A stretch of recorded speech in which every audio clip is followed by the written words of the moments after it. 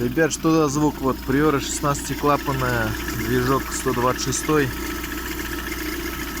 Как будто вот немного вот что-то трет, что ли, как будто вот в районе вот именно ремня ГРМ, по-моему, вот.